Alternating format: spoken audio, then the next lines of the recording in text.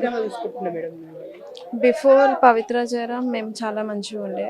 Once ఎప్పుడైతే పవిత్ర Jayaram enter అయ్యిందో మా ఇద్దరి మధ్య డిస్టెన్స్ పెరిగింది, డిస్టర్బెన్సెస్ ఎక్కువయ్యాయి. అంతే. పిల్లల గురించి ఏమైనా ఆలోచించారా మేడం? లాస్ట్ ఆయన సూసైడ్ చేసుకునే ముందు పిల్లలకి ఏమైనా షూరిటీ ఇలాంటిది ఏమైనా? లేదు, యాక్చువల్గా ప్రాపర్టీ డిస్కషన్ అయింది, సెటిల్మెంట్ చేసి డిసైడ్ చేసుకున్నారు అనుకుంటా. ఎన్ని రోజుల ముందు ఈ సెటిల్మెంట్ జరిగింది?